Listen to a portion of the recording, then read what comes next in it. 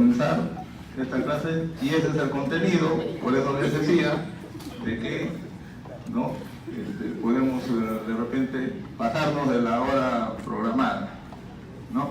Bien, entonces ahí ustedes ven, hoy día son dos temas en realidad pues que vamos a tratar, es aparato cardiovascular y aparato respiratorio, ¿no? Debería ser en dos sesiones diferentes, pero en realidad el tiempo no alcanza, ¿no? Para poder programarlo en dos sesiones, ¿ya? Entonces, vean ustedes ahí todos los títulos, ¿ya? Del 1 al 14. Desarrollo inicial del corazón, división de las cavidades primitivas, formación de la aurícula derecha, formación de la aurícula izquierda, formación de los grandes vasos, la aorta y la pulmonar, a partir del bulbo arterioso y el tronco arterioso, desarrollo de los arcos aórticos para dar las arterias que van a irrigar en la parte superior del embrión, cómo es la circulación venosa, cómo es la circulación arterial, malformaciones congénitas. Esto sí lo vamos a tratar muy rápidamente porque hay un seminario en el que van a tocar este punto, ¿ya? Luego circulación fetal, circulación neonatal, y ahí terminamos lo que corresponde al aparato cardiovascular y comenzamos ya en la última parte, que debe durar unos 15 minutos, ¿no? El aparato respiratorio, las etapas del desarrollo pulmonar, y tocamos también algunas malformaciones del aparato respiratorio. Muy bien, entonces comenzamos con aparato cardiovascular, y el primer punto es el desarrollo inicial del corazón, que tiene su inicio, ¿no?, en la segunda semana del desarrollo, en la etapa del embrión bilaminar, que ya ustedes recuerdan, hay dos capas, el epiblasto y el hipoblasto. En el epiblasto, ¿ya?, en las cercanías de la línea primitiva, se van a originar las células cardíacas progenitoras, ¿ya? En el epiblasto, en las cercanías de la línea primitiva, se van a originar las células cardíacas progenitoras. Estas células cardíacas progenitoras que se van a originar en esta parte, ¿no?, van a migrar en dirección craneal o en dirección rostral, ¿ya?, hacia la hoja esplácnica del mesodermo lateral, en una ubicación que se encuentra en la parte craneal del disco embrionario, ¿no?, que se encuentra por delante de la membrana bucofaringea. Por delante de la membrana bucofaringea se van a ubicar estas células cardíacas progenitoras. En esta ubicación, en la hoja esplácnica del mesodermo lateral, se van a desarrollar a partir de estas células cardíacas progenitoras islotes de mioblastos y células angiogénicas, ¿ya? Islotes de mioblastos y células angiogénicas.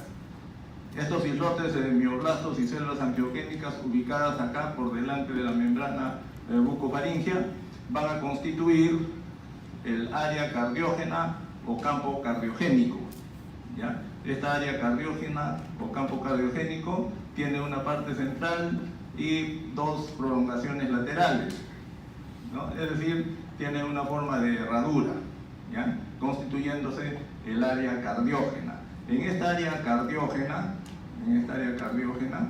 ¿no?, se van a diferenciar sucesivamente dos campos cardiogénicos.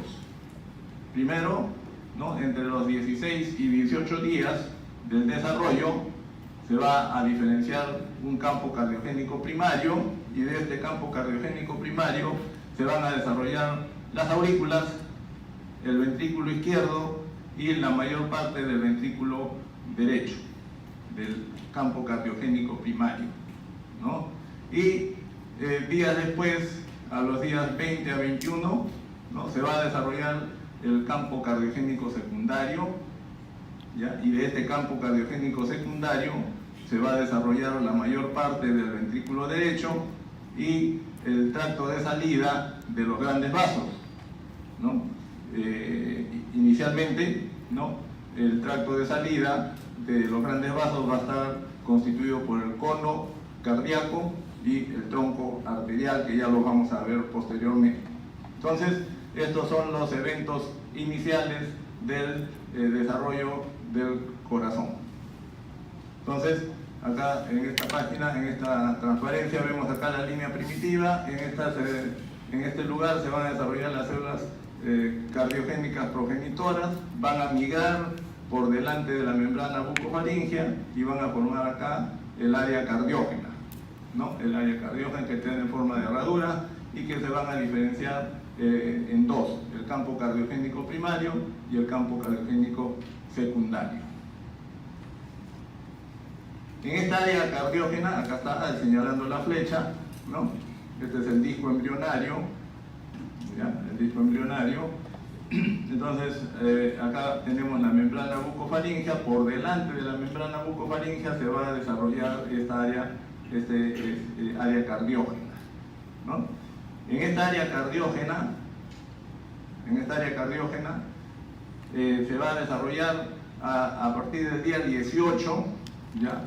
Debemos recordar que dentro de los sistemas que inician su desarrollo, el sistema o el aparato cardiovascular y el sistema nervioso son los dos primeros en iniciar su desarrollo, y esto a partir de la mitad de la tercera semana, ¿ya? Sistema nervioso y aparato cardiovascular son los dos primeros en iniciar su desarrollo. Entonces, alrededor del día 18, que corresponde pues a más o menos la mitad de la tercera semana, ¿no?, se va a diferenciar en esta área cardiógena a uno y otro lado, derecho e izquierdo, unas estructuras denominadas cordones cardiógenos. Cordones cardiógenos, que son dos por eso, ¿no?, de derecho y izquierdo. Seguidamente, estos cordones cardiógenos se van a canalizar, se canalizan, ¿ya?, y van a formar los tubos endocárdicos primitivos, ¿no?, que son lógicamente dos, uno a cada lado, ¿ya? Esto avanzando hacia las 19, hacia los 20 días, entonces se van a diferenciar a partir de los cordones cardiógenos los tubos endocárdicos primitivos, que están estructuras canalizadas, ¿ya? Posteriormente, estos tubos endocárdicos primitivos que están a uno y otro lado se van a dirigir hacia la línea media, ¿no?, y se van a fusionar. Los tubos endocárdicos ya se fusionan para constituir una estructura única que se llama el tubo cardíaco único, ¿ya? El tubo cardíaco único, esto ya más o menos finalizando la tercera semana, ¿no?, entre el día 21 a 22 se forma el tubo cardíaco único. A partir de este tubo cardíaco único es que se va a diferenciar la capa interna del corazón, que es el endocardio, ¿no? Por fuera de este tubo cardíaco único hay otra estructura también de origen mesodérmico, que se llama el manto mioepicárdico, a partir del cual se van a diferenciar las otras dos capas del corazón, que son el miocardio y el epicardio. El miocardio y el epicardio. Vean ustedes entonces acá, en la parte rostral, por delante de la membrana bucofaringea, toda esta zona es el área cardiógena o el campo cardiogénico, en donde se van a diferenciar los cordones, acá están, ¿no?, los cordones cardiógenos, ¿no?, los cordones cardiógenos que se canalizan para formar los tubos endocárdicos a uno y otro lado, ¿ya? ¿Cuándo se va a fusionar estos tubos endocárdicos para constituir el tubo cardíaco único? Cuando empieza en el disco embrionario, en las partes laterales, empiezan a aparecer estos pliegues, ¿no? Lateralmente se empieza a hundir, ¿no? Hay un hundimiento, una depresión lateral del disco embrionario, ¿no?, que se llaman los pliegues laterales, ¿no? Y estos se van acentuando cada vez más y van desplazando estos tubos endocárdicos, van desplazando hacia la línea media, ¿no?, hasta que finalmente se fusionan, ¿ya? Entonces, la formación del tubo cardíaco único es por la aparición de los pliegues laterales, ¿ya?, del disco embrionario, ¿ya?, por un lado. Y por otro lado, que también lo vamos a mencionar, no solamente hay pliegues laterales del disco embrionario, sino también hay un plegamiento cefálico y hay un plegamiento caudal, De tal manera que de lo que era una estructura plana, que es el disco embrionario, ¿no?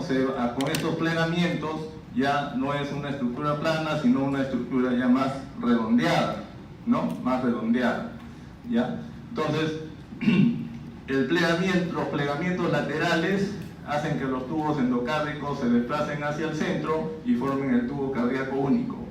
Y los plegamientos, en este caso cefálico, porque también hay un plegamiento caudal, el plegamiento cefálico va a hacer que esta estructura primitiva que inicialmente se estaba formando por delante de la membrana bucofaríngea, al plegarse más, esta estructura se va a desplazar en sentido céfalo-caudal y finalmente se va a ubicar por detrás de la membrana bucofaríngea, acá, y por delante del intestino anterior, que ya lo vamos a ver, que ya se va a ir formando acá el intestino, ¿no? El aparato digestivo. ¿Ya? Acá, esta es la disposición final que vamos a ver posteriormente. Acá vemos entonces ya acentuado más los pliegues laterales, ¿no? Se acentúan más los pliegues laterales y entonces los tubos endocárdicos, vean ustedes, ¿no? Se están desplazando hacia el centro, hacia la línea media, ¿ya? Y acá ya se fusionaron los dos tubos endocárdicos, ¿ya? Y finalmente acá ya hay una fusión completa, ¿no? Con una cavidad central, ¿ya? Una cavidad central, entonces toda esta parte viene a ser el endocardio, ¿no? La capa interna del corazón, y ya se constituye acá entonces el tubo cardíaco único, ¿no? El tubo cardíaco único, ¿ya?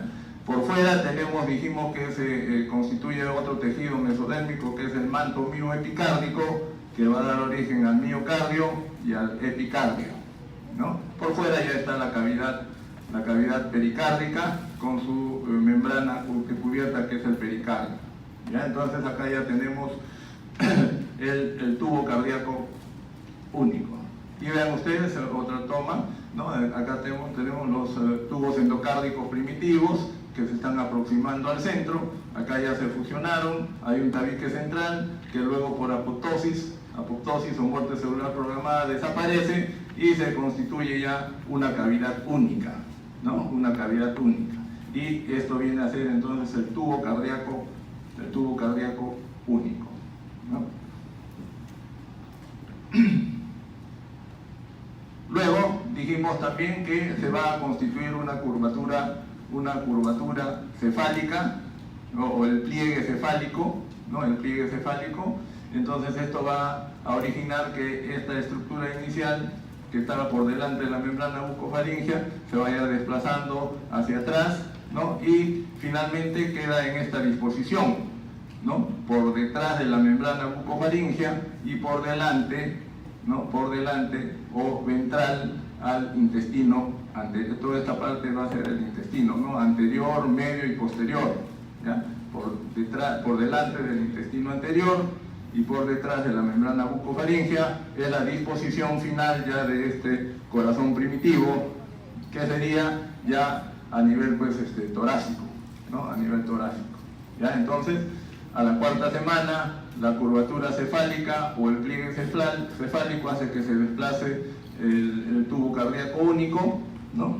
Y a medida que se va desplazando y tiene esta ubicación final, en este tubo cardíaco único empiezan a aparecerle unas constricciones. Vean ustedes acá una constricción, acá otra constricción y unas dilataciones, ¿no? Estas constricciones y dilataciones van a determinar que se constituyan las cavidades primitivas del corazón, y estas van a ser las cavidades primitivas del corazón, ¿ya?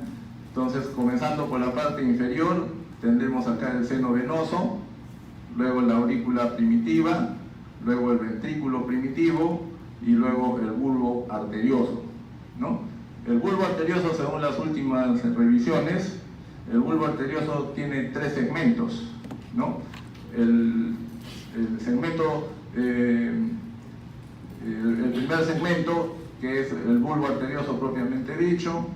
Luego tenemos un segundo segmento que estaría acá, el que sería el cono arterioso, y luego la parte más distal sería el tronco arterioso, ¿no? El tronco arterioso. Cada uno de ellos van a dar derivados, ¿no? Van a dar derivados para constituir ya el corazón definitivo, ¿ya? Pero estas son las estructuras primitivas que se van a formar cuando se forma el tubo cardíaco único con sus constricciones y sus dilataciones, ¿ya? Una vez que se formaron estas cavidades primitivas, ¿no? El ventrículo primitivo y el bulbo arterioso desarrollan más, entonces tienen más peso, ¿ya? Y al tener más peso va a hacer que este tubo cardíaco se doble, miren ustedes, se dobla en U, ¿no? Se dobla en U, ¿ya? Para constituir el asa cardíaca o el asa bulboventricular,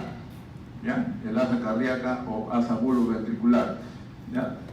Y al formarse esta asa cardíaca, al doblarse este tubo cardíaco, se dobla y gira hacia la derecha, ¿ya? Se dobla y gira hacia la derecha, de tal manera que el corazón queda dispuesto con la punta dirigido hacia el lado izquierdo, que es lo normal, ¿no? Es lo normal, ¿ya? Si se produce un giro en sentido contrario, ¿no? En lugar de doblarse y girar a la derecha, gira a la izquierda, se va a originar una malformación que se llama la dextrocardia, ya lo van a ver en el seminario, ¿no? La dextrocardia, ¿ya?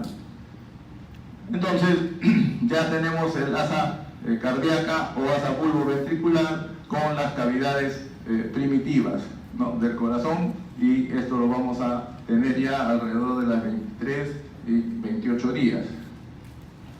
De tal manera que una vez que se ha constituido ya el tubo cardíaco único y se forma el asa bulboventricular, ¿no? El corazón empieza ya a presentar contracciones, ¿no? Inicialmente las contracciones iniciales, ya que se traducen pues en los latidos cardíacos, se van a presentar alrededor de los 22 a 23 días, ¿no?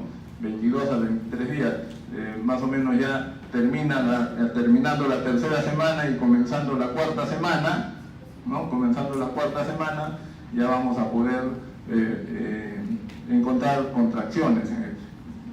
Pero digamos que son contracciones incoordinadas todavía, ¿no? Ya a fines de la cuarta semana ya las contracciones son más coordinadas y hay un flujo sanguíneo unidireccional, ¿no? A fines de la cuarta semana, ¿no? Hacia alrededor de los 28 días, pero el inicio de las contracciones está en este periodo, ¿ya? 22 a 23 días. Y de esa manera tenemos ya una circulación inicial en el corazón primitivo, ¿no? ¿Cómo es? Vean ustedes, ¿no? Esta es la parte central que mencionamos, ¿no? El seno venoso, la aurícula primitiva, el ventrículo primitivo, bulbo arterioso, tronco arterioso, se continúa con el saco aórtico, de ahí salen los arcos aórticos y las aortas dorsales. Toda es la parte central, ¿no? Toda es la parte central. Y la parte periférica vienen a ser hacia arriba y hacia abajo la sangre que llega al corazón y la sangre que sale del corazón, ¿no?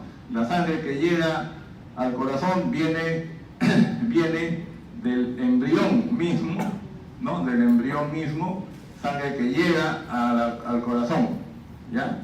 ¿A través de qué? De las venas cardinales. Esto azul viene a ser vena cardinal anterior y atrás la vena cardinal posterior, que llegan al seno venoso, ¿no? Desembocan en el seno venoso. Vena cardinal anterior, vena cardinal posterior. Acá, antes de ingresar al seno venoso, se unen y forman la vena cardinal común, ¿no?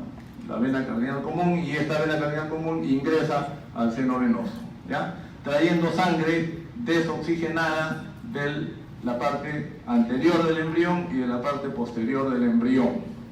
También llega al seno venoso sangre procedente de la placenta, ¿no? Sangre procedente de la placenta a través de las venas umbilicales, ¿ya?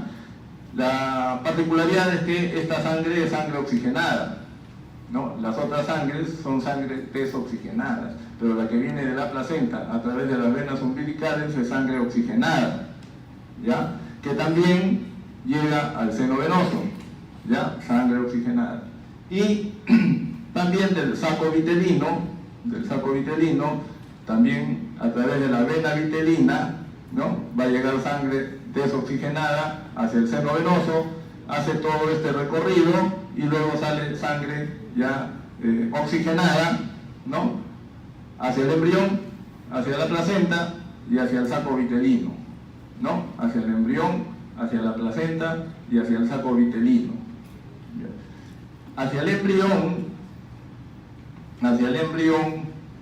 ¿ya? Hacia el embrión va a salir la sangre. Vean ustedes esto en rojo ya, ¿no? Hacia el embrión sale la sangre, vean ustedes, a través de los arcos aórticos y de las aortas dorsales. ¿Ya? De los arcos aórticos, vamos a ver después los derivados de los arcos aórticos, van a dar derivados para irrigar la parte superior del embrión. Y a través de las aortas dorsales se va a dar sangre hacia la parte inferior del embrión, ¿no? Tenemos, entonces, sale sangre hacia el embrión a través de las arterias, acá dicen las arterias de los arcos aórticos a la parte superior y de las arterias intersegmentarias, que no se leen muy bien por el color, que son estas puntitas que ven acá, en número de 30 pares, que son unas ramas dorsales, esta es la aorta dorsal, ¿no? Tiene sus ramificaciones dorsales, entonces estas ramificaciones van a irrigar toda la parte, ¿no? Posterior del cuerpo del embrión. ¿Ya? Entonces sale sangre hacia el embrión, sale sangre hacia el saco vitelino también, vean ustedes acá, ¿no? Las arterias vitelinas, ¿ya? Que van al saco vitelino, ¿ya? Y también va a ir sangre hacia la placenta. Llega sangre de la placenta oxigenada y va sangre hacia la placenta desoxigenada, ¿ya? A través de las arterias umbilicales. Esta última parte de la aorta dorsal, ¿no? La parte más distal, sale una rama que son las arterias umbilicales, y estas arterias umbilicales van hacia la placenta para oxigenarse y regresar por las venas umbilicales nuevamente, ¿no? Por las venas umbilicales, ¿ya? Y de esta manera se constituye pues la circulación en el corazón primitivo, que es lo mismo acá, solo a mayor aumento, ¿no? Para que vean ustedes, ¿ya? Vena cardinal anterior, vena cardinal posterior, vena cardinal común al seno venoso, vena vitelina al seno venoso, vena umbilicales al seno venoso, ¿no? Y salen los arcos aórticos hacia la parte superior del embrión, y a través de las aortas dorsales. Digo aortas dorsales porque inicialmente son dos ramas, una derecha y una izquierda, aortas dorsales, ¿no? Y luego ya a nivel del tórax, esas aortas dorsales se fusionan para formar una aorta dorsal única, ¿no?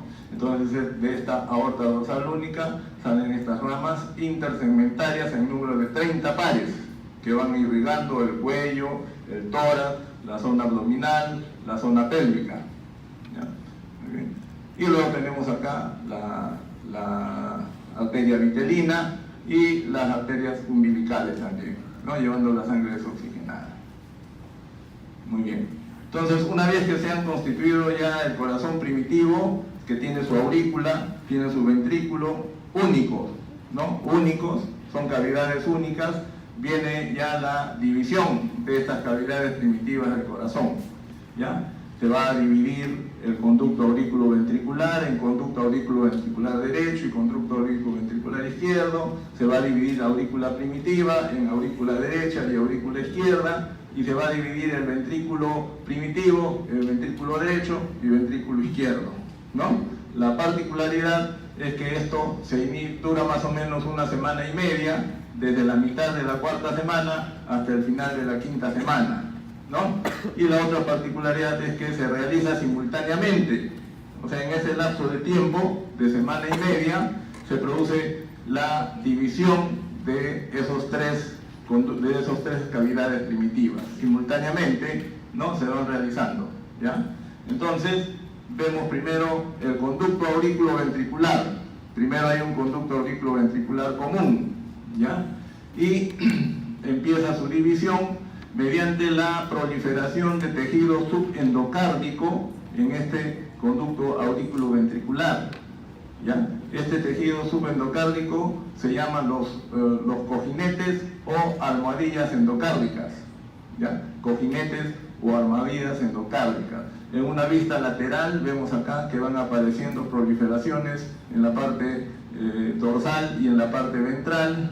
Van proliferando, vean ustedes, va proliferando más hasta que se fusiona en la parte central, ¿no? Dejando libre las partes laterales, ¿no? Entonces, estos son las almohadillas endocárdicas o cojinetes endocárdicos en el centro, ¿no? De esta manera, una vez que se fusionan, tenemos que este conducto auriculoventricular se divide en dos: conducto auriculoventricular derecho y conducto auriculoventricular izquierdo. ¿Ya? Conducto auriculoventricular izquierdo. Entonces, el conducto auriculoventricular se divide debido a la presencia de los cojinetes o almohadillas endocárdicas.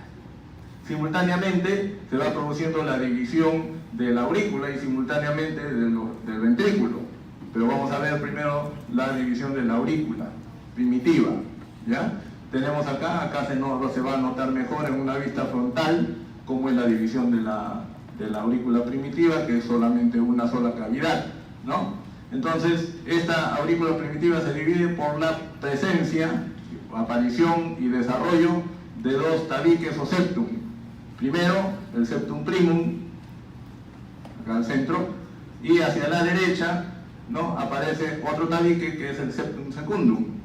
¿Ya? Septum primum y septum secundum dividen a la aurícula primitiva en dos aurículas, derecha e izquierda.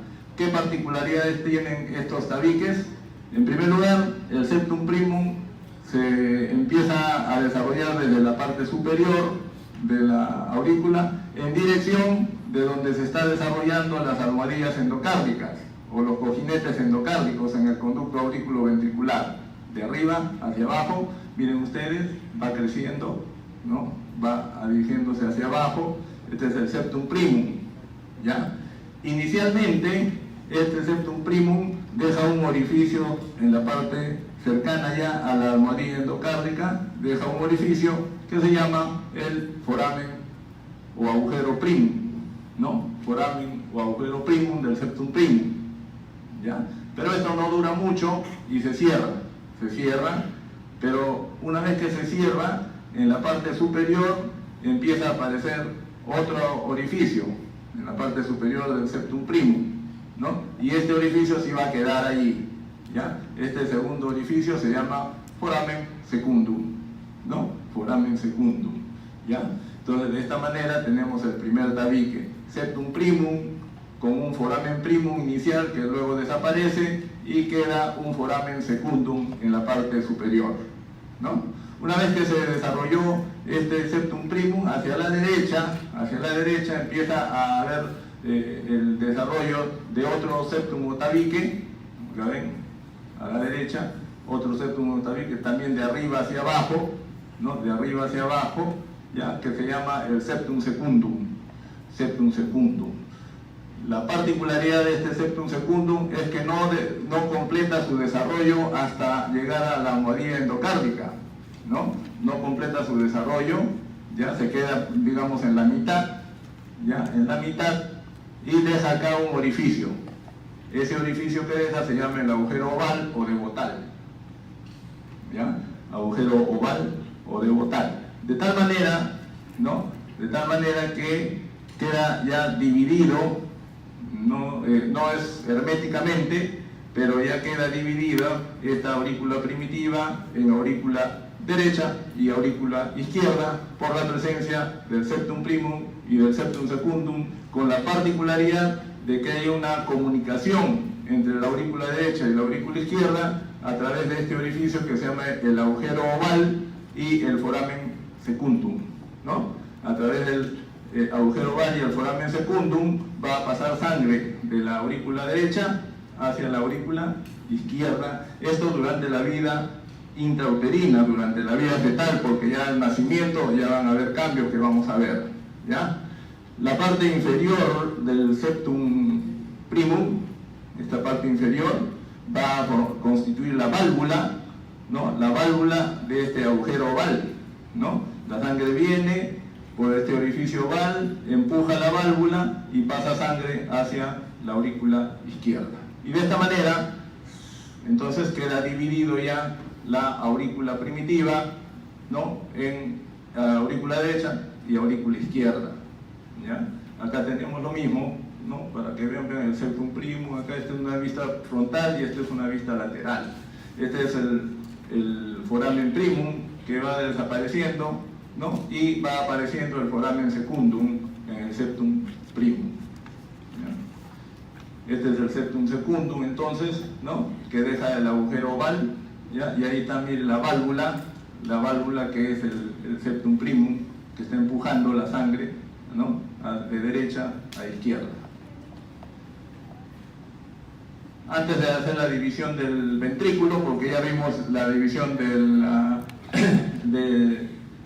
inicial de los conductos auriculoventriculares, ¿no? Ahora vimos la de las aurículas. Vamos a ver qué cambios hay en el seno venoso, ¿no? Que es una de las estructuras primitivas también del corazón, ¿no? Inicialmente, el seno venoso es una estructura que tiene una parte central y dos prolongaciones o cuernos laterales, ¿ya? Una parte central y dos prolongaciones o cuernos laterales del seno venoso. Esta es en una etapa inicial y esta en una etapa más avanzada, donde se producen cambios ya en ese seno venoso, ¿no? Pero en una etapa inicial tiene una parte central y dos prolongaciones simétricas, digamos así, ¿no? Entonces acá los cuernos de los senos venosos son iguales, ¿ya? Y este seno venoso tiene una comunicación con la aurícula, ¿ya? Tiene una comunicación con la aurícula. Inicialmente el seno venoso se abre al centro de la aurícula primitiva, al centro, en el centro, tiene su comunicación con la aurícula primitiva. Pero posteriormente, los cambios que vienen acá, posteriormente el cuerno derecho desarrolla más y el cuerno izquierdo va a decrecer, no desarrolla tanto como el cuerno derecho, ¿ya? El cuerno derecho es más grande, ¿no? El cuerno derecho es más grande, y ese orificio central que se comunicaba con la aurícula se desplaza hacia el lado derecho, el orificio del seno venoso que estaba en el centro se desplaza, ¿no? Hacia el lado derecho, donde va a ser la aurícula derecha,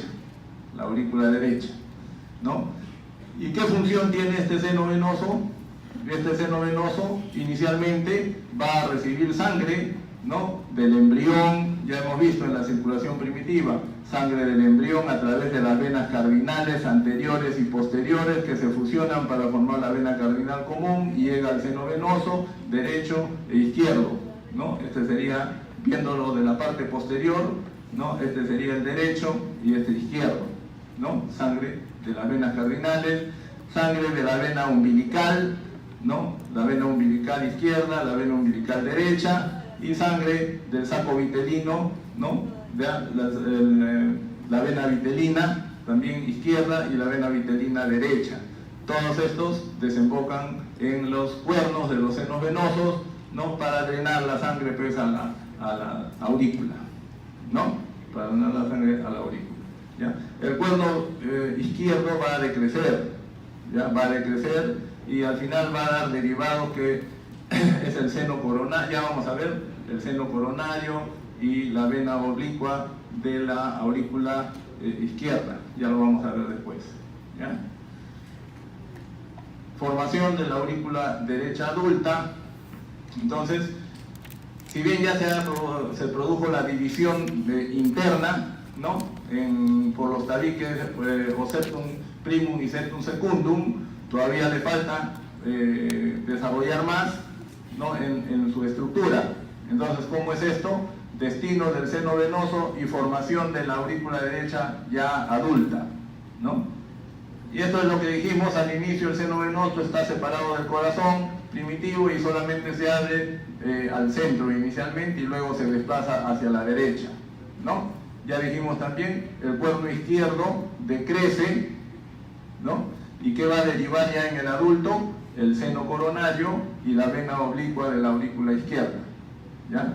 El seno coronario y esta es una etapa inicial, ¿no? Y ya cuando decrece y deja sus derivados en el adulto, ¿no? Que es el seno coronario y la vena oblicua de la aurícula izquierda, ¿no? ¿Y qué pasa con el cuerno derecho que creció y desarrolló?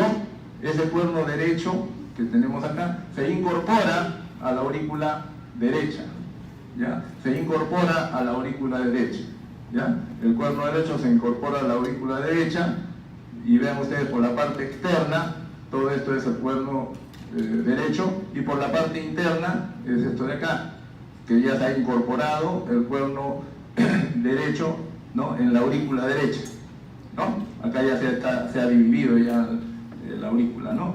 Entonces la parte interna, ¿no? De esta incorporación del seno venoso va a constituir un tejido liso, ¿ya? Y lo que corresponde propiamente a la aurícula derecha es un tejido rugoso.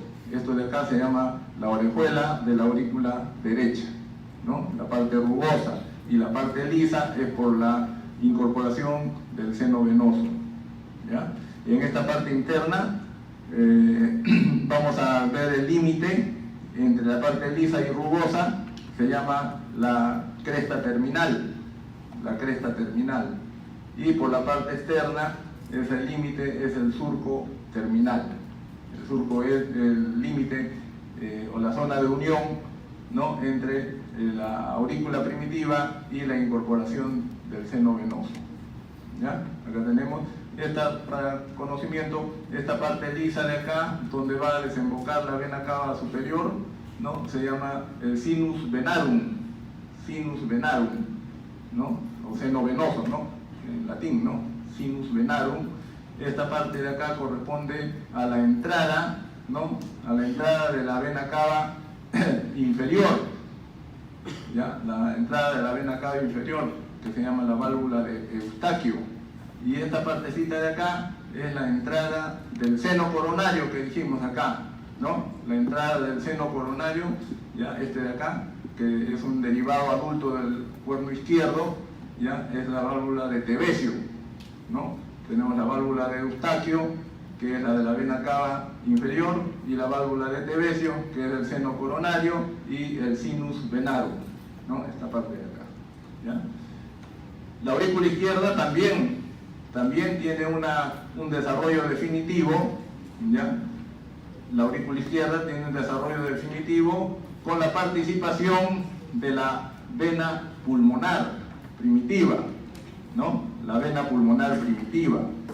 Esta vena pulmonar primitiva, ¿no? Inicialmente, vean ustedes, tiene un tronco principal, da dos ramificaciones secundarias, y cada una de ellas da dos ramificaciones terminales, ¿no? De tal manera que al final hay 4 ramificaciones de la vena pulmonar, ¿no? 4 ramificaciones. ¿Qué sucede en este caso? Como en la aurícula derecha se incorporó el seno venoso, el cuerno derecho, en este caso la rama principal y las ramas secundarias también se incorporan en la aurícula izquierda. Vean ustedes, se va incorporando cada vez más, todo lo rosadito, lo azulito viene a ser la incorporación, ¿no? de la vena pulmonar, ¿ya? De tal manera que se incorpora el tronco principal, las ramas secundarias, y quedan las ramas finales, que son 4, ¿no? Quedan las ramas finales, que son 4, que son las 4 venas pulmonares que llegan pues a la aurícula izquierda, ¿no? En el adulto, las 4 venas pulmonares, ¿ya? Entonces, ¿cómo queda constituido la aurícula izquierda del adulto? Por la incorporación, ¿no? De la vena pulmonar primitiva, dejando finalmente 4 ramificaciones que van a constituir las 4 venas pulmonares, ¿no? Las 4 venas pulmonares. Todo esto se desarrolla tanto en la derecha como en la izquierda, entre la 5ª y la 8ª semana. También la parte incorporada de la vena es la parte lisa, que es casi la mayor parte de lo que es la aurícula izquierda, y una parte rugosa que viene a ser la orejuela de la aurícula izquierda, ¿no? Que corresponde a la aurícula primitiva, ¿no? Y de esta manera ya tenemos constituido también la aurícula izquierda, ¿no? La otra división paralela que dijimos es la del ventrículo primitivo, ¿no? ¿Y cómo se produce este es el ventrículo primitivo, acá una sola cavidad, ¿no? Y desde el vértice de este ventrículo primitivo comienza a haber una proliferación de tejido subendocárdico, ¿no? Hacia arriba, en dirección de las almohadillas endocárdicas también, ¿ya? Esta proliferación, vean ustedes, que va a constituir el tabique muscular, ¿ya? Va al inicio, entonces esta cresta muscular o tabique muscular, ¿ya? Se va desarrollando desde la parte inferior hacia la dirección de las almohadillas endocárdicas, ¿no? Pero esto no llega a completar su desarrollo, no llega a hacer contacto con las almohadillas endocárdicas y queda un espacio acá, queda un espacio que se llama el agujero, inicialmente el agujero interventricular, ¿no? Entonces hay una comunicación interventricular, ¿ya? Al final de la séptima semana se cierra este agujero interventricular transitorio entonces, ¿no? Pero ¿cómo es que se cierra? No es que porque este tabique muscular creció y se extendió hasta la almohadilla, ¿no? Sino que se va a formar un tabique membranoso, ya un tabique, no un tabique muscular, sino un tabique membranoso, ¿no? ¿Y cómo es que se forma este tabique membranoso? Se forma por la contribución de tejido de estructuras vecinas, ¿no? De estructuras vecinas. ¿Cuáles son esas estructuras vecinas? Estructuras procedentes del bulbo arterioso. ¿Se acuerdan del bulbo arterioso? Que es otra estructura primitiva, el bulbo arterioso, ¿no? Entonces, en el bulbo arterioso, en su parte interna, en su luz, van a haber unas proliferaciones de tejido que se llaman las crestas, ¿no? En el caso del bulbo arterioso son las crestas vulvares, ¿ya? Entonces, esas crestas vulvares que principalmente van a dividir el bulbo arterioso, ¿no? Pero en este caso, parte de las crestas vulvares también se van a extender, ¿no? Se van a extender hacia esta zona donde está el agujero interventricular, ¿no? Para constituir el tabique membranoso. Pero no solamente las crestas vulvares que son del lado derecho y del lado izquierdo, también las almohadillas endocárdicas que están arriba hacen una proliferación más hacia abajo, ¿no? Para cerrar completamente este orificio o agujero interventricular, ¿no? De tal manera que vean ustedes acá, estos serían los tres colores, ¿no? Del tabique membranoso, ¿ya? La almohadilla endocárdica, la cresta vulvar derecha, la cresta vulvar izquierda, ¿no? Que se hacen contacto con la porción muscular y cierran entonces el agujero interventricular. Y de esta manera, ¿no? Queda ya dividido herméticamente el ventrículo primitivo en dos cavidades, ¿no? El ventrículo izquierdo y el ventrículo derecho, por la formación de dos tabiques, el tabique muscular grueso, resistente, y el tabique membranoso en el tercio superior, que es más débil, ¿no? Más débil. Y queda cerrado entonces el agujero interventricular y dividido ya el ventrículo primitivo. Cuando queda dividido este ventrículo primitivo, el tronco de la arteria pulmonar queda localizado en el ventrículo derecho y la aorta en el ventrículo izquierdo, ¿ya? Acá a mayor aumento vemos este tabique, ¿no? ¿Ya? Por las crestas vulvares, derecha e izquierda, y la almohadilla endocárdica cierra entonces ya así herméticamente ese agujero interventricular, y esta es la porción membranosa del tabique interventricular. Y esto ya es una panorámica de cómo se hacen las divisiones sucesivas, ¿no? Del conducto auriculoventricular, de la aurícula primitiva y del ventrículo primitivo, ¿ya? Del ventrículo primitivo.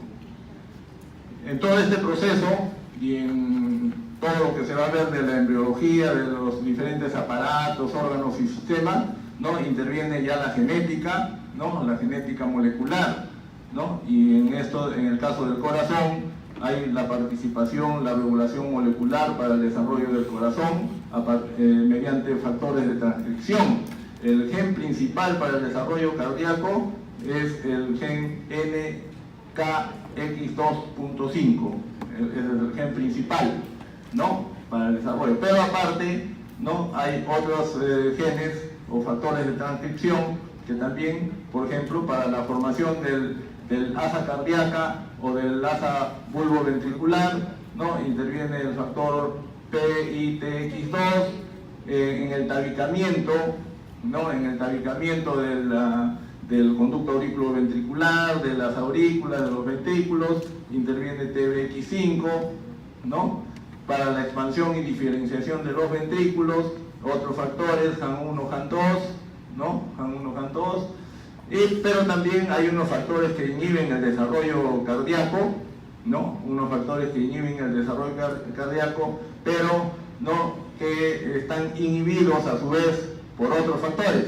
¿no?, para que no actúen esto, porque si actúan estas proteínas WNT, ¿no?, entonces no habría un adecuado desarrollo, ¿no?, del corazón. Felizmente hay otros factores que van a inhibir a estas proteínas, como Crescent y Cerberus, ¿no?, que inhiben a WNT, ¿ya? Pero, digamos, en forma genérica y panorámica, ¿no?, decimos que en el desarrollo del corazón hay participación, pues, de diferentes factores de transcripción, ¿no? Bien, luego seguimos subiendo, ya vimos el seno venoso, ya vimos las aurículas, ya vimos los ventrículos, ¿no? Y seguimos subiendo y tenemos el bulbo arterioso, ¿no? El bulbo arterioso, ¿ya? Antiguamente se separaba bulbo arterioso como una estructura y el tronco arterioso como otra estructura independientes, ¿no? Pero según las últimas definiciones engloban estas tres estructuras como en general el bulbo arterial. Y entonces el bulbo arterial tiene tres segmentos, ¿no? El segmento proximal, o sea, el más cercano al corazón, sería el bulbo arterioso propiamente, ¿no? El bulbo arterioso propiamente dicho, que va a formar gran parte del ventrículo derecho, sobre todo la porción trabecular del ventrículo derecho, ¿no?, el bulbo arterioso. El segmento medio del bulbo arterial, que es el cono arterioso, va a constituir los infundíbulos de los ventrículos, o sea, los lugares donde van a dar nacimiento a los grandes vasos, ¿no?, los grandes vasos. Y la parte más distal del bulbo arterial sería el tronco arterioso, y este tronco arterioso va a dar lugar a las raíces y a la parte proximal de los grandes vasos, o sea, de la aorta y de la pulmonar, ¿ya? Entonces, el bulbo arterioso propiamente dicho va a contribuir a formar parte del ventrículo derecho, el cono arterioso, el nacimiento de lo que van a ser los grandes vasos, ¿no?, y el tronco arterioso, las raíces, la parte inicial y la parte proximal de estos grandes vasos, aorta y pulmonar. Acá tenemos entonces la separación del bulbo arterioso y del tronco arterioso, ¿no? Entre los dos está el cono arterial, ¿no?, entre los dos, ¿ya?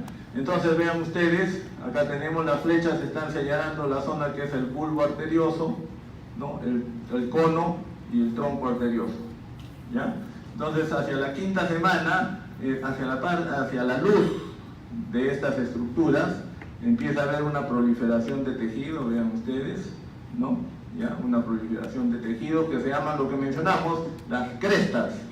Si es en el bulbo, en la zona vulvar, son las crestas vulvares, ¿no? Si es en el tronco arterioso, son las crestas troncales, ¿no? Crestas troncales, ¿ya? Crestas vulvares, crestas troncales, vean ustedes, están apareciendo allí, ¿ya? Hacia la octava semana ya se completó la proliferación, ¿no? Se completó la proliferación, vean ustedes, ¿no? Y se produce la fusión de estas crestas para constituir el tabique aórtico pulmonar. Entonces lo que era el tronco arterioso, ¿no?, el tronco arterioso va a dar lugar propiamente a lo que es la aorta y el nacimiento, pues el tronco de la arteria pulmonar, que se va a dividir luego en arteria pulmonar derecha y arteria pulmonar izquierda, ¿no? Entonces acá se forma el tabique aórtico pulmonar, vean ustedes, ¿no? ¿Ya? Pero vean ustedes cómo quedaría esa disposición, ¿no? Acá está la aorta, la pulmonar, acá está la aorta por aquí, por acá la pulmonar, ¿no? Y por acá queda la aorta arriba y la pulmonar abajo, ¿no? Entonces vean esta particularidad, que no es un tabique en una sola dirección, ¿no? Sino que acá es horizontal, acá es vertical y luego nuevamente horizontal, ¿no? Entonces es así como se desarrolla ese tabique aórtico pulmonar, ¿no? Da un giro en espiral, ¿no? Da un giro en espiral, ¿ya? Entonces ese giro en espiral o helicoidal, ¿no? Ese giro en espiral o helicoidal cuando se forma el tabique aórtico pulmonar hace que el tronco de la pulmonar nace del ventrículo derecho y la aorta nace del ventrículo izquierdo. Si no se produce este desarrollo helicoidal, ¿no? O en espiral, si no es recto, se va a producir una malformación congénita que van a ver en el seminario, ¿no? Que se llama pues la transposición de los grandes vasos, en el cual la aorta nace del ventrículo derecho y la pulmonar del ventrículo izquierdo, ¿no? Esa es la transposición de los grandes vasos, ¿ya? Entonces, esta es la división del bulbo arterioso y del tronco arterioso, ¿no? Una vez que se forman ya estos grandes vasos y los conductos aurículo-ventriculares, también se desarrollan pues las válvulas, ¿no? Se desarrollan las válvulas en la pulmonar y en la aorta se van a formar las válvulas semilunares, ¿no? Las válvulas semilunares, ya mediante proliferaciones de tejido subendocárdico en la parte interior, ¿no? Se forman 3 prominencias inicialmente, 3 prominencias que luego tienen una excavación, ¿no? Para formar entonces la cúspide de las válvulas, ¿no? De las válvulas semilunares, tanto aórtica como pulmonar, ¿no? Y también en los conductos aurículo-ventriculares, se van a formar proliferaciones en anillo, ¿no? Alrededor de estos conductos, ¿no? Para formar la válvula bicúspide orbital y la válvula tricúspide en el lado derecho. Seguimos subiendo, ¿no? Ya vimos el tronco arterioso. Después del tronco arterioso, la otra estructura que sigue es el saco aórtico. Este es el tronco, ahí está. Todo esto es el bulbo, el tronco arterioso, ven acá, bulbo arterioso, el tronco arterioso, y esta parte de acá es el saco aórtico, ¿ya? Y vean ustedes que este saco aórtico da unas ramificaciones laterales derecha e izquierda, 1, 2, 3, 4, 5 y 6.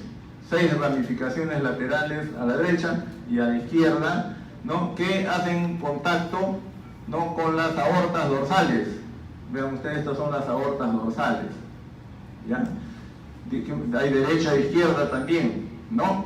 Terminando estos arcos aórticos, los 6 arcos aórticos, estas aortas dorsales se fusionan en uno solo para formar la aorta dorsal única, que ya lo vimos en la circulación anterior, ¿no? La aorta dorsal única, ¿ya? Entonces, vamos a hacer ahora el desarrollo de los arcos aórticos. Vean ustedes acá, estos iniciales son los que aparecen primero, los 2 primeros aparecen, ¿no? Hacen su aparición primero y su diferenciación, ¿no? Y después aparecen los otros 4. Este quinto no está muy pintadito porque no tiene mucha trascendencia, es rudimentario y no va a dejar derivados en el adulto, en cambio los otros sí.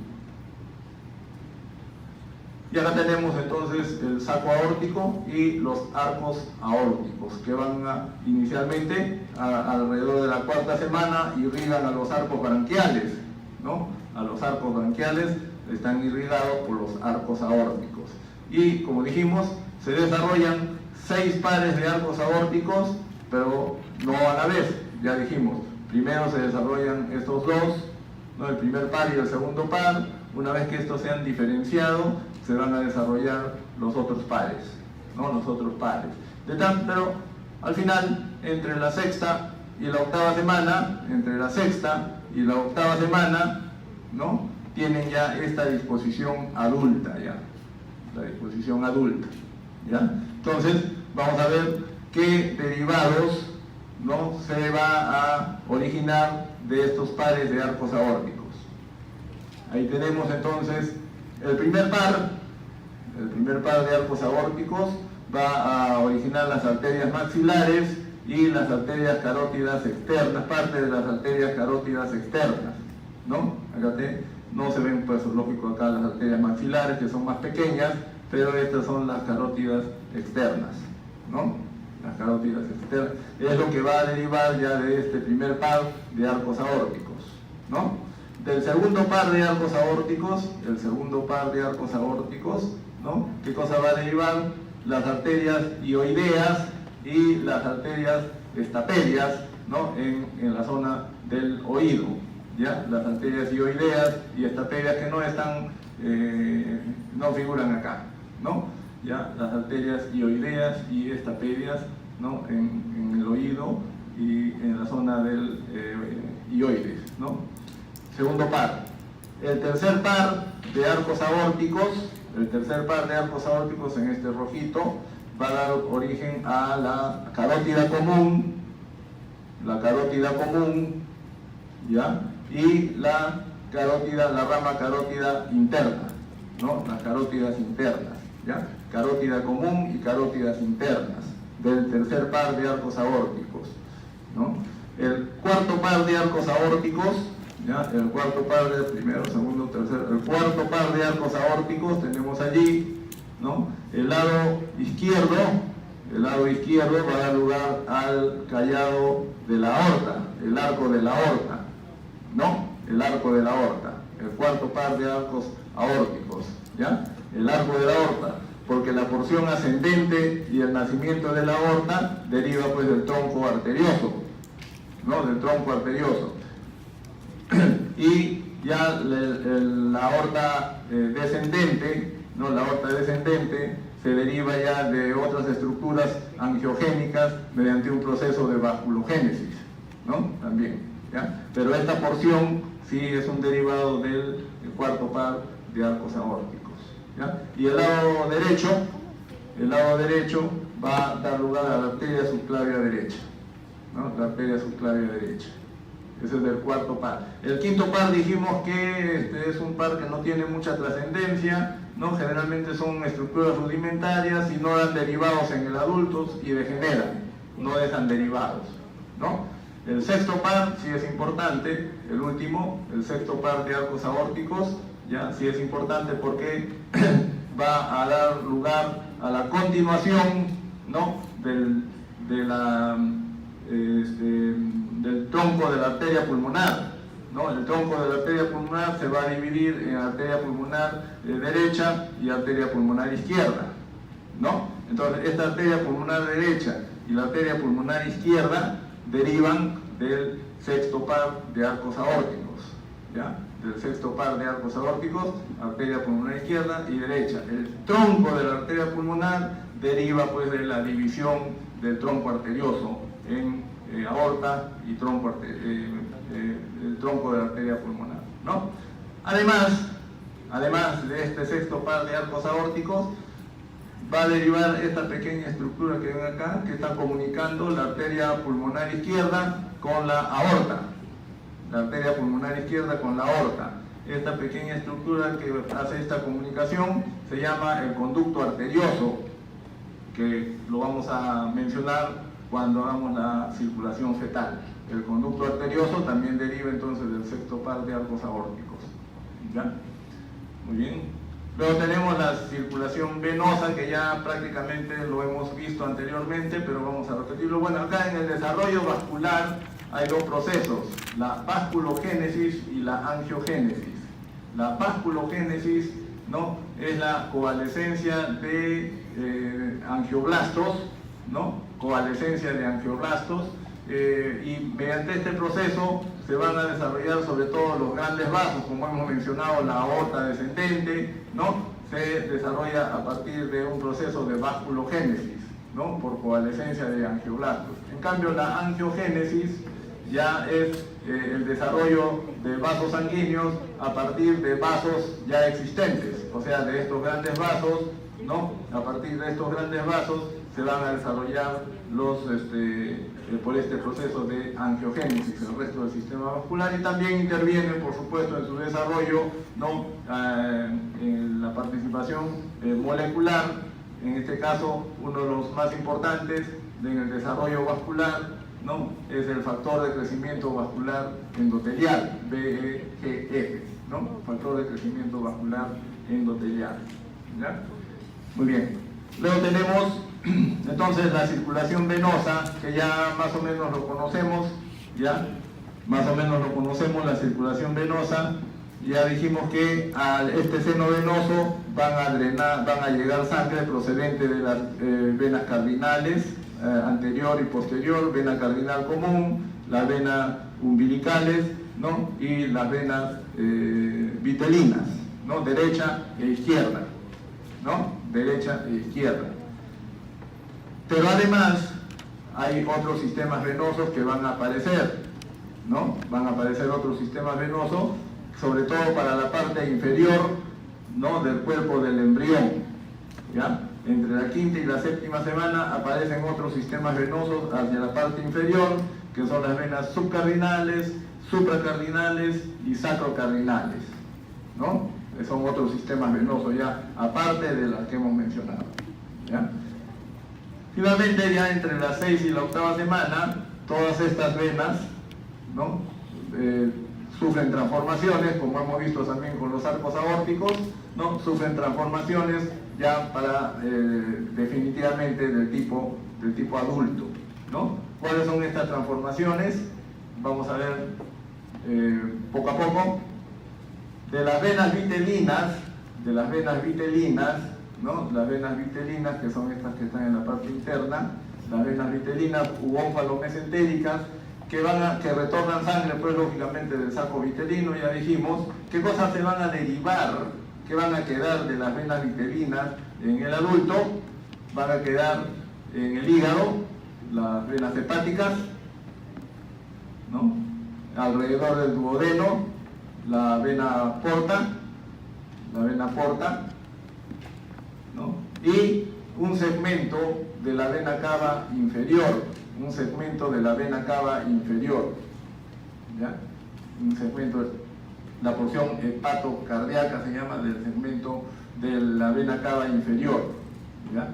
Entonces, derivados de la vena vitelina, ¿no? Vena hepática,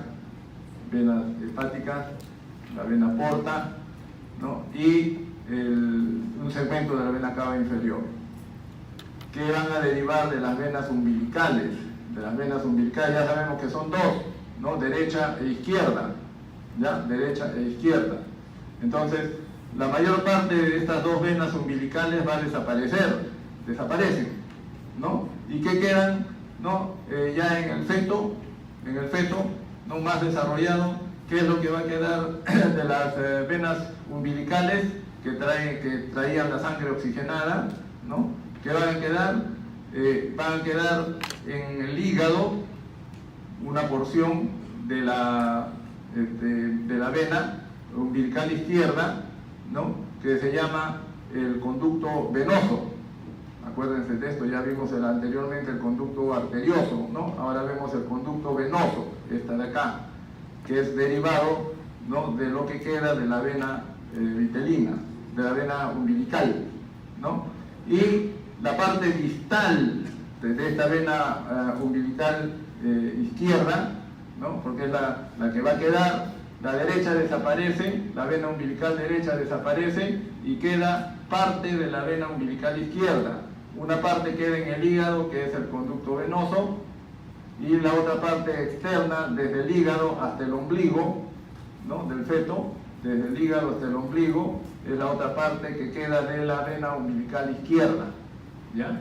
Posteriormente, estas dos estructuras, el conducto venoso y este segmento de la vena umbilical izquierda, van a degenerar y se van a convertir en ligamentos, ya después del nacimiento, ¿no? Por ejemplo, este conducto venoso se convierte en el ligamento venoso después del nacimiento, y este segmento de la vena umbilical, desde el hígado hasta el ombligo, se convierte en el ligamento redondo o ligamento teres, ¿no? Ligamento redondo o ligamento teres, ¿ya? Entonces, eso de las venas umbilicales. ¿Qué pasa con las venas cardinales que tenemos? Sabemos, son las venas cardinales anteriores y las venas cardinales posteriores, ¿no? Las venas cardinales anteriores y las venas cardinales posteriores, en este caso lo que está en celeste, ¿ya? Lo que está en celeste. Entonces, ¿qué es lo que va a quedar? Miren ustedes, este es en la etapa inicial y este es en la etapa final. ¿Qué es lo que queda de celeste nada más? ¿No? En la etapa final, acá, miren ustedes, ¿qué está quedando acá? Esta de acá, en celeste, la vena brachiocefálica izquierda y la vena cava superior. Vena brachiocefálica izquierda y vena cava superior, ¿no? Eso es lo que queda de las venas cardinales anteriores, derecha e izquierda. Solamente derivados en el adulto, la vena brachiocefálica izquierda y la vena cava superior. Pero hay otro más por acá, ¿dónde está? Aquí, también celeste, ¿no? ¿Qué va a quedar en esta parte? ¿No? De las venas ilíacas posteriores ya, ¿no? Estas son las anteriores y las posteriores.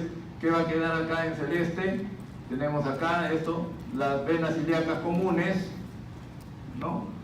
Y este pedacito que ven acá, ¿ya? Este pedacito que ven acá es la raíz de la vena ácigos también, ¿no? La particularidad de la vena ácigos es que trae sangre de la parte inferior del abdomen, pero no drena hacia la vena cava inferior, sino drena hacia la vena cava superior, ¿no? La raíz de la vena ácigos llega a la vena cava superior y es derivado entonces de las venas cardinales posteriores, ¿ya? De las anteriores, vena brachiocefálica izquierda, vena cava superior. De las posteriores, las venas ilíacas comunes y la raíz de la vena ácigos, ¿no? La raíz de la vena ácigos, ¿ya? Luego dijimos que habían otros sistemas venosos, sobre todo en la parte inferior, ¿no? En la parte inferior hay otros sistemas venosos. Tenemos acá las venas subcardinales, sacrocardinales y supracardinales. Subcardinales, sacrocardinales y supracardinales, ¿ya? Las venas subcardinales, que son los que están en rojo, vean ustedes inicialmente y finalmente, ¿qué es lo que queda? Esta partecita de acá, ¿no? ¿Qué deriva? Va a derivar las venas renales, suprarrenales y gonadales en esta zona. Venas renales, suprarrenales y gonadales. Pero además, este segmento de la vena cava inferior también, que hace contacto con el otro segmento de la vena cava inferior que vimos en la parte hepática, que es un derivado del saco vitelino, ¿no? de la vena vitelina, ¿ya? El primer segmento de la vena cava superior es un derivado de la vena vitelina. El segundo segmento de la vena cava inferior es un derivado de las venas subcardinales, que están en rojo acá. Aparte, las renales, suprarrenales y gonadales, ¿no? Luego tenemos el otro sistema, son las venas sacrocardinales, ¿no? Las venas sacrocardinales van a dar lugar también a otro segmento de la vena cava inferior, ya es el último segmento de la vena cava inferior, ¿no? El último segmento de la vena cava inferior, y va a dar lugar también a la vena ilíaca común izquierda, ¿no? Que no está registrado acá, ilíaca común izquierda, ¿ya? Y finalmente, el otro sistema venoso es las venas supracardinales, ¿no? ¿De qué van a derivar de estas venas supracardinales? También la vena hemiácigos y la vena ácigos, ¿no? La vena hemiácigos y acá tenemos la vena hemiácigos, ácigos, y que va a contactar con la raíz de la vena ácigos, ¿no? Para desembocar en la vena cava superior, ¿no? En la vena cava superior. Entonces esto derivado de las venas supracardinales. Finalmente, la vena cava superior, arriba, ¿no? Deriva simplemente de las venas cardinales anteriores, ¿no? En cambio, la vena cava inferior, ¿no? Tiene contribución de tres estructuras, ¿no? Tres estructuras, ¿ya? Dijimos, la porción hepática deriva de la vena vitelina, ¿no? La porción, el segmento medio deriva de las subcardinales, ¿no? Subcardinales, y la porción distal de las sacrocardinales. O sea, contribuyen tres sistemas venosos para formar la vena cava inferior, en cambio la superior solamente una, ¿no? La circulación arterial, también ya más o menos nos acordamos cómo es, porque dijimos que entre la cuarta y la octava semana los arcos branquiales están irrigados por los arcos aórticos, ¿no? Y estos arcos aórticos van a ser 6 pares de arcos aórticos, ¿no? De los cuales se van a derivar los vasos que van a irrigar la parte superior del embrión, ¿no? Y del feto, ¿no? Estos hacen contacto con las aortas dorsales que se fusionan en una aorta dorsal única, ¿no?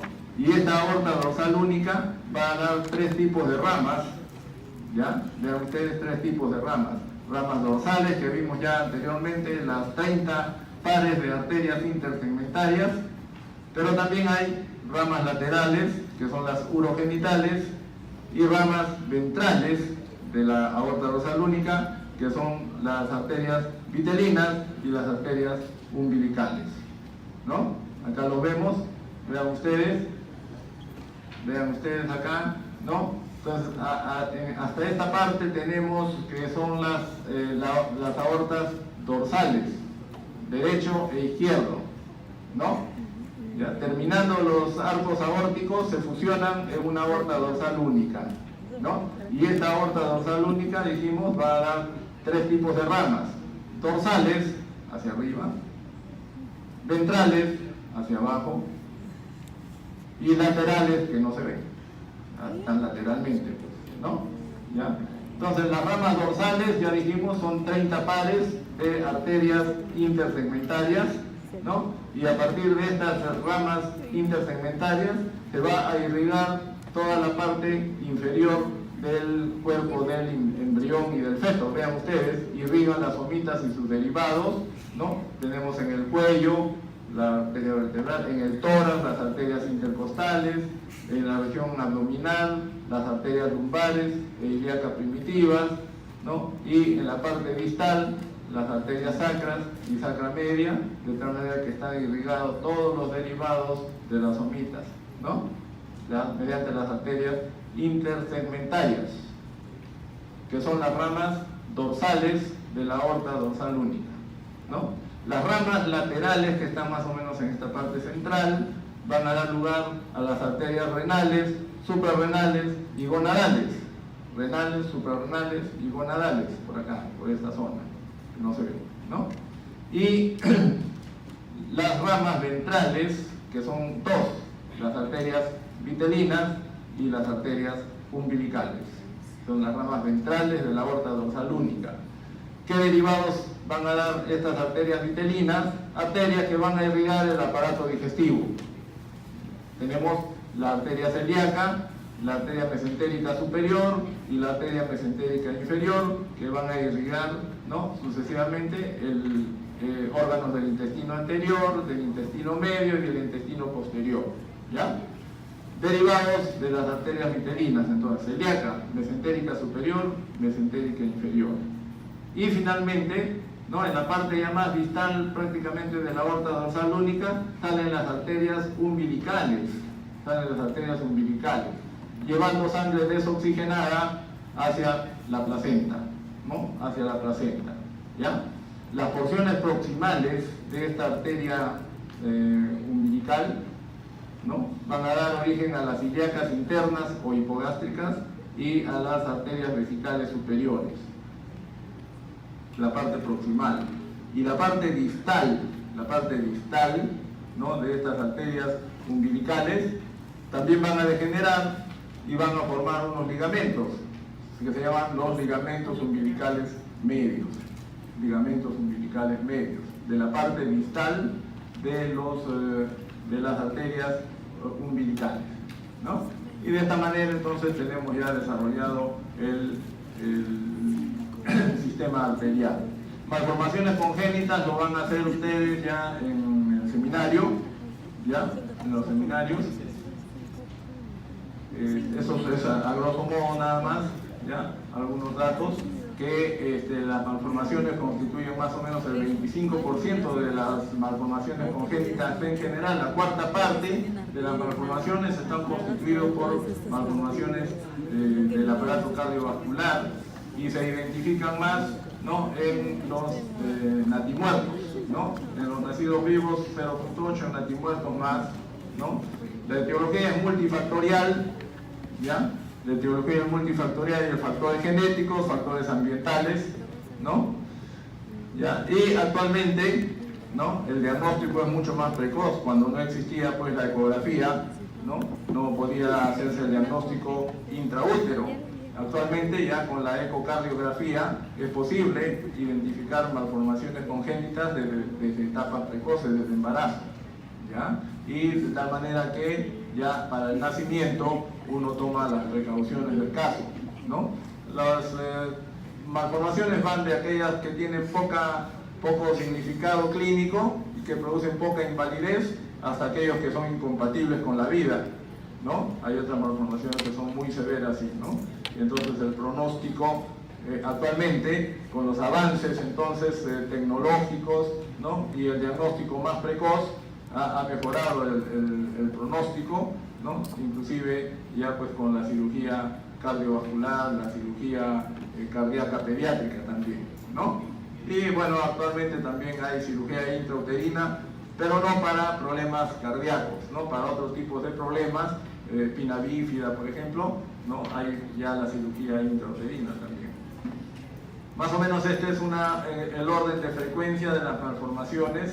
La más frecuente es la comunicación interventricular, ¿ya? Comunicación interventricular, sobre todo la comunicación interventricular alta. Luego tenemos la tetralogía de Fallot y el conducto arterioso persistente. ¿Se acuerdan del conducto arterioso? Y persiste, no se cierra este conducto arterioso después del nacimiento, porque después del nacimiento el conducto arterioso que comunica la arteria pulmonar con la aorta, ¿no?, se cierra y forma un ligamento también, el ligamento arterioso, ¿no? Pero a veces después del nacimiento no se cierra y quizá forma el conducto arterioso persistente.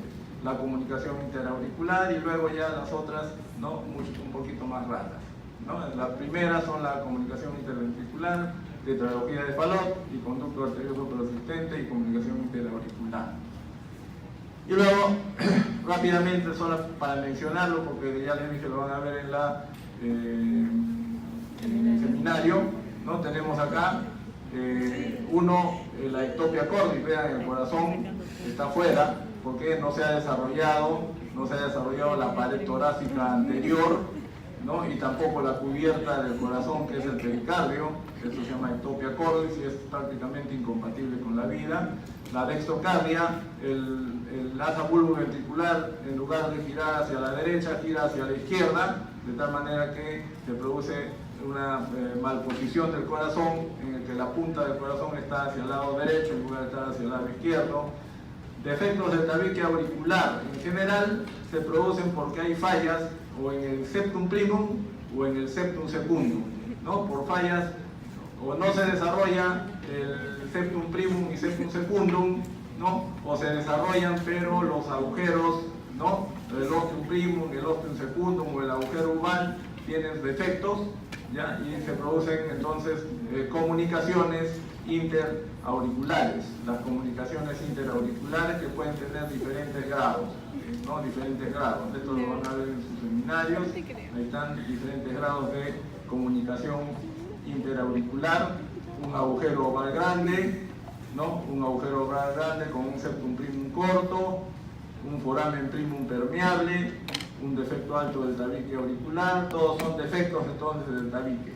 Igual, defectos del tabique ventricular, vean ustedes acá, sobre todo la parte membranosa es la que está fallando acá, ¿no?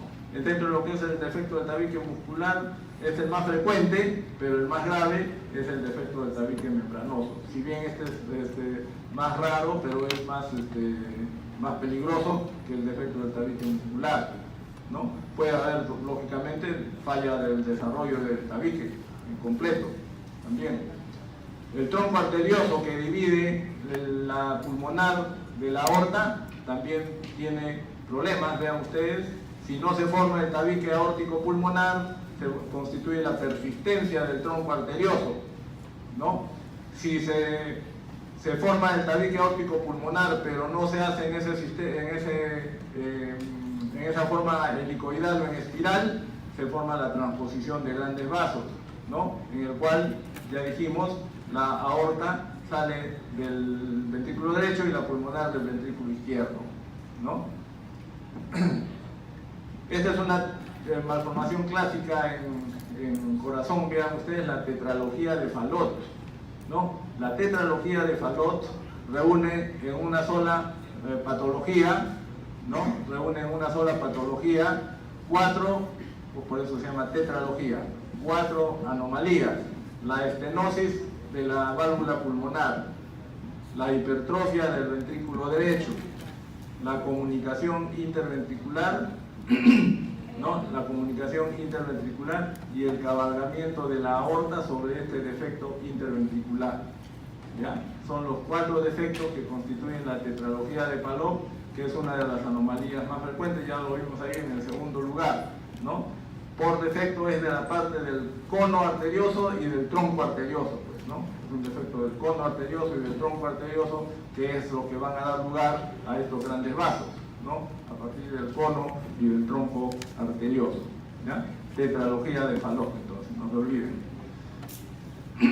El tronco arterioso también, cuando el tabique aórtico pulmonar no es simétrico, sino se desplaza hacia el lado aórtico o hacia el lado pulmonar, ¿ven? Van a formar entonces una aorta pequeña o una pulmonar pequeña, ¿no? Y va a dar lugar a lo que se llaman las estenosis, con estrechamiento de la luz, o las atresias, con ya prácticamente no hay luz en esos grandes vasos, ¿no? Esto, estenosis y atresia pulmonar, estenosis y atresias aórticas.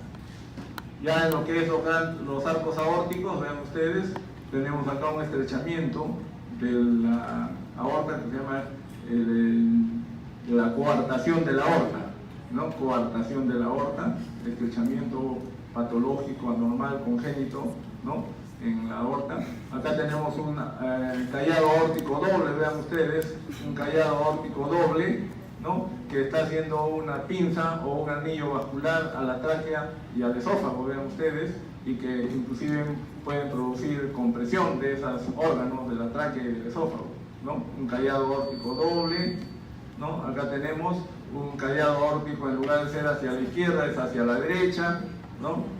Ya, y una de estas formas también va a formar un anillo vascular, vean ustedes, el callado aórtico hacia la derecha y la pulmonar hacia adelante, y formando un anillo vascular también a la tráquea y al esófago.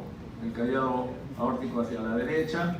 Puede haber una arteria subclave de derecha anómala, que en lugar de pasar por delante, va por detrás del esófago, y con la aorta está haciendo también acá un anillo, pero como la subclave es delgada, ¿no? Si bien se forma un anillo, pero ese anillo no produce tantos problemas como en los otros anteriores. Persistencia del conducto arterioso, ya dijimos que normalmente este conducto arterioso se cierra pues después del nacimiento, también es otra malformación. Las anomalías de retorno venoso son mucho más raros, no los vamos a mencionar, y generalmente son defectos que se encuentran en los necropsias, básicamente, ¿no? Como unos hallazgos, ¿ya? Circulación fetal y circulación neonatal. Miren ustedes rápidamente, vamos a ver acá cuáles son las características. La sangre que viene por la vena umbilical viene con un porcentaje de saturación de oxígeno de 80%, ¿no? Y en su trayecto por el embrión y el feto se va desoxigenando y va a salir ya por las arterias pulmonares con un porcentaje de saturación de 58% y van a ir nuevamente a la placenta para que se oxigene, ¿ya? Entonces, de 80% de porcentaje de saturación sale con 58%. ¿Y cuál es el trayecto que sigue la sangre oxigenada que viene por la vena umbilical? Vean ustedes, la vena umbilical, ese es el trayecto que les dije que está entre el ombligo y el hígado, todavía está con el 80%, entra al hígado y acá se bifurca. Una parte de esa sangre continúa con 80% por el conducto venoso, pero otra parte se bifurca en el hígado y acá se mezcla con la sangre venosa. Entonces acá hay una primera mezcla de sangre en el hígado. Luego esta sangre sale, la del conducto venoso y la del hígado, por la vena cava inferior, ¿no? La vena cava inferior. Entonces acá se produce otra mezcla de sangre. La que venía todavía pura por el conducto venoso se mezcla acá con la de la vena cava inferior, ¿no? La vena cava inferior. Esta sangre llega a la aurícula derecha y pasa por el agujero oval. La mayor parte pasa por el agujero oval y una partecita pasa hacia el ventrículo derecho. Por el agujero oval pasa, ¿no? Y acá se produce otra mezcla de sangre con la sangre que viene desoxigenada de la vena cava superior en la aurícula derecha, ¿no? Entonces sería primera mezcla acá, segunda mezcla acá, tercera mezcla acá, ¿no? Tercera mezcla acá, y la sangre pasa hacia la aurícula izquierda, ¿no? De derecha a izquierda por el agujero oval. Acá se produce una cuarta mezcla de sangre. ¿Por qué? Porque se mezcla con la sangre que viene por las venas pulmonares. Normalmente las venas pulmonares traen sangre oxigenada después del nacimiento, pero durante la vida fetal, ¿no? Durante la vida fetal no hay respiración, entonces lo que traen no es oxígeno, sino más bien traen sangre desoxigenada, ¿no? hacia la aurícula izquierda. Entonces acá se produce la cuarta mezcla de sangre, ¿no? La sangre pasa al ventrículo izquierdo y de ahí a la aorta, ¿no? De ahí a la aorta, ¿correcto? Hasta ahí tenemos 4 mezclas de sangre. La sangre que viene de la vena cava superior pasa de la aurícula derecha al ventrículo derecho y del ventrículo derecho se va por el tronco de la arteria pulmonar hacia los pulmones, ¿no? Hacia los pulmones, ¿ya? Pero la resistencia vascular en los pulmones es alta, entonces al encontrar esa resistencia, la sangre no va a ir en su totalidad hacia los pulmones y tiene que derivarse. ¿Por dónde se deriva? Vean ustedes, la sangre que tenía que ir hacia los pulmones se deriva por este conducto, el conducto arterioso. En lugar de ir hacia los pulmones, por el conducto arterioso va hacia la aorta, ¿no? Hacia la aorta. Entonces la sangre que venía por acá con 4 mezclas de sangre se mezcla con esta que viene de los pulmones y acá se produce la quinta mezcla de sangre, ¿no? La quinta mezcla de sangre, ¿ya? Entonces de tal manera que la sangre que viene con 80% de saturación de oxígeno se mezcla 5 veces y sale con un porcentaje de saturación del 58%. Lo importante de esto es que la sangre que va a irrigar la parte superior, o sea, el cerebro y el corazón, tiene 4 mezclas de sangre, es más oxigenada, ¿no? Que la sangre que va a irrigar el resto del cuerpo del embrión del feto, que tiene 5 mezclas de sangre, ¿no? El corazón, el cerebro necesitan pues más oxigenación, ¿no? Entonces esta es una característica de la circulación fetal, ya que se producen 4 mezclas de sangre, ¿no? 4 mezclas de sangre, ¿ya? Ahora, ya sabemos, por el conducto venoso todavía no hay mezcla de sangre, ¿no? Recién cuando entra a la vena cava inferior, ahí sí ya se mezcla la sangre, ¿no? Con la que viene del hígado, ¿ya? ¿Y qué pasa con el nacimiento? Con el nacimiento, el bebé nace, ¿no? Llora, comienza a respirar, ¿ya? Se expanden los pulmones, llega más sangre a los pulmones y comienza ya el intercambio gaseoso. Se corta el cordón umbilical, entonces ya no llega sangre al bebé por la vena umbilical, ¿no? Ya no llega sangre al bebé por la vena umbilical, entonces se corta acá la sangre, ya no llega por el cordón umbilical, ¿no? ¿Ya? Y el bebé comienza a expandir sus pulmones, a desarrollar más, ¿no? De tal manera que va a llegar más sangre hacia los pulmones después del nacimiento y se va a oxigenar y va a retornar ya sangre oxigenada a través de las 4 venas pulmonares, ¿no? A través de las 4 venas pulmonares. Entonces, al cortarse el cordón umbilical, llega menos sangre hacia el lado derecho y más bien llega más sangre por el lado izquierdo porque viene de los pulmones, ¿no? Entonces, ¿qué sucede? Al nacimiento, el conducto venoso, como ya no viene tanta sangre por acá, el conducto venoso degenera y se convierte en el ligamento venoso. Esta parte de la vena umbilical también degenera y se convierte en el ligamento redondo o ligamento teres. Al disminuir la presión en el lado derecho y aumentar la presión en el lado izquierdo, se cierran estos 2 tabiques, se cierra el agujero oval, ¿ya? Y finalmente este conducto arterioso también se cierra después del nacimiento y constituye el ligamento arterioso. Tenemos el ligamento venoso, el ligamento arterioso, el ligamento redondo o ligamento teres. ¿Y qué pasa con la parte distal también de las arterias umbilicales? Degeneran, ya dijimos, y se convierten en los ligamentos umbilicales medios, ¿no? Los ligamentos umbilicales medios. ¿Ya? Entonces, esto ya es la circulación después del nacimiento, ¿no? Con las modificaciones que se presentan en relación a la circulación fetal. ¿Ya? Muy bien.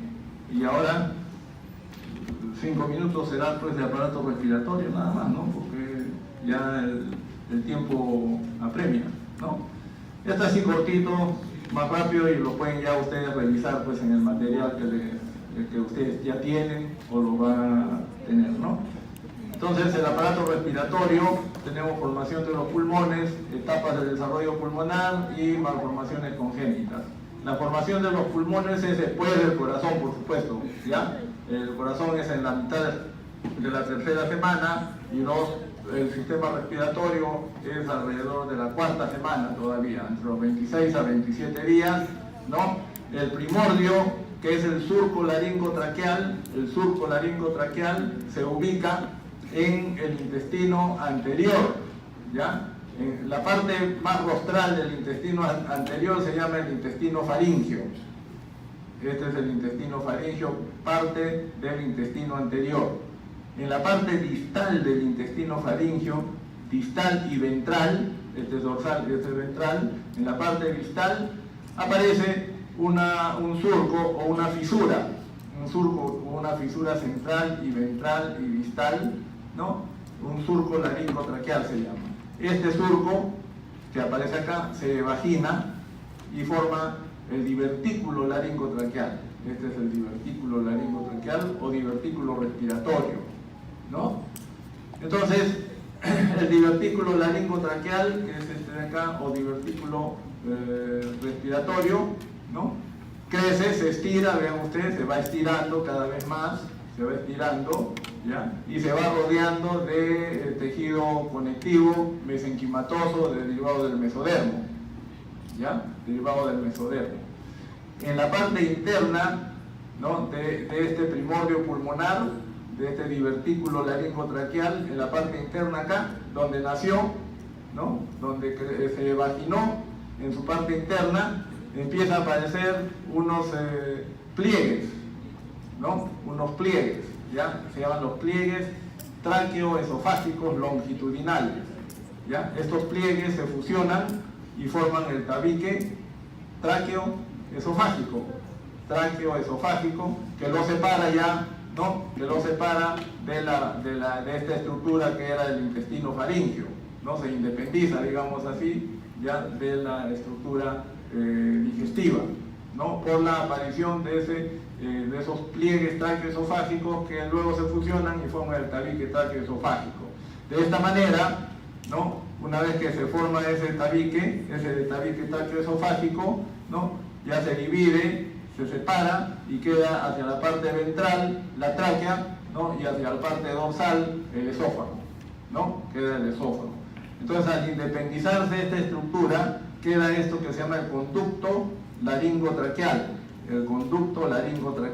que tiene un extremo proximal, que es el orificio laringio, y un extremo distal, ¿no? A partir del cual se van a desarrollar ya los pulmones, ¿ya? Las yemas bronquiales son estas de acá. El extremo distal, ¿no? Son las yemas bronquiales o yema pulmonar. Esto va a ser la tráquea, y el orificio proximal es el orificio laringio, donde se van a desarrollar también la laringe y las cuerdas vocales, ¿ya? Acá lo vemos lo mismo, ¿no? Intestino faríngeo, parte distal ventral, ¿no? La fisura y el divertículo respiratorio inicial, ¿no? El orificio laringotraqueal. Acá lo que vimos también, la separación, la formación del tabique, ¿no? Que separa el esófago, ¿no? De la tráquea, ¿no? Los pliegues tráqueo-esofágicos, ¿ya? Acá aparecen esos pliegues, ¿no? Y se produce la separación.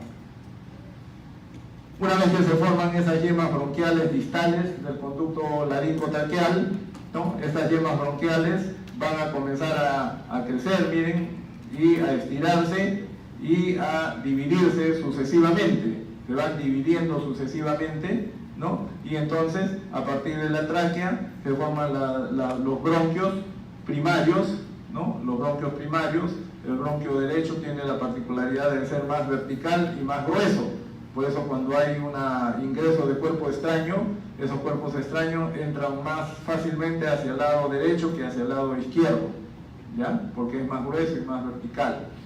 Entonces se van desarrollando sucesivamente los bronquios primarios, derecho, izquierdo, los bronquios secundarios, ¿no? Que en el lado derecho son 3 lóbulos, en el lado derecho, lóbulo superior, medio, inferior, y en el lado izquierdo son 2 lóbulos, lóbulo superior y lóbulo medio, ¿no? Luego estos se dividen y van a dar lugar a los bronquios terciarios, ¿no? 10 en el lado derecho y 8 a 9 en el lado izquierdo, los bronquios terciarios o segmentarios. Estos se siguen dividiendo, miren ustedes, ¿no? Igualmente se va multiplicando, va desarrollando el tejido mesenquimatoso, ¿no? Y alrededor de las 24 semanas, o sea, alrededor de los 6 meses de vida fetal, ¿no? Se han producido ya 17 ciclos de ramificaciones, ¿no? Al final de esos 17 ciclos de ramificaciones van a aparecer los bronquiolos respiratorios, ¿no? Bronquiolos respiratorios, ¿ya? De los bronquiolos respiratorios se continúan recién los alvéolos, ¿no? Recién los alvéolos, ¿ya? Después del nacimiento todavía continúan habiendo ciclos, más ciclos, dicen, ya de conductos respiratorios. O sea que el desarrollo de los pulmones no termina al nacimiento, sino continúa todavía desarrollándose, ¿no? Durante la niñez hasta los 8 a 10 años recién, inclusive, en que los alvéolos llegan a desarrollar completamente, ¿ya? Miren, en relación a los derivados, ¿no? El epitelio y las glándulas derivan del endodermo, ¿ya?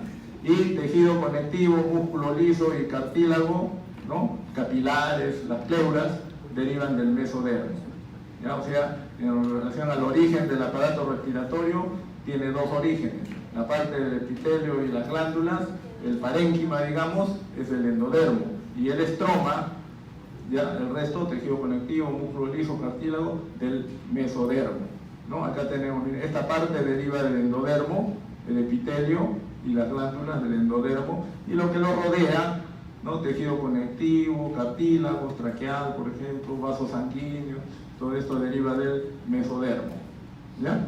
Y también, así como vimos en el corazón, en aparato respiratorio, el principal factor que interviene para su regulación molecular es el factor de transcripción TBX4.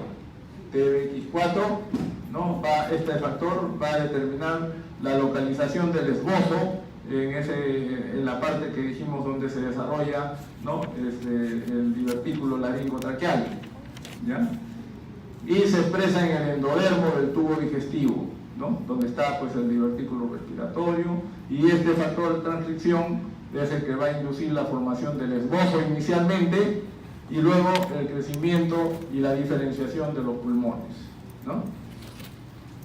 El desarrollo de los pulmones atraviesan por varias etapas: la etapa pseudoglandular inicial, la etapa canalicular, la etapa sacular terminal y la etapa alveolar. Son 4 etapas en el desarrollo de los pulmones, ¿no? Son cronológicos, digamos, miren ustedes, la etapa pseudoglandular entre los 5 y los 17 semanas, o sea, alrededor del 4.º mes, ¿no? La etapa canalicular desde el 4.º al 6.º mes más o menos, al 6.º mes, del 4.º al 6.º mes, la etapa sacular del 6.º mes hasta el nacimiento, y la etapa alveolar, una etapa tardía del desarrollo, hasta, miren ustedes lo que les dije, no termina con el nacimiento, la etapa del desarrollo alveolar, sino alrededor de los 8 a 10 años, ¿no?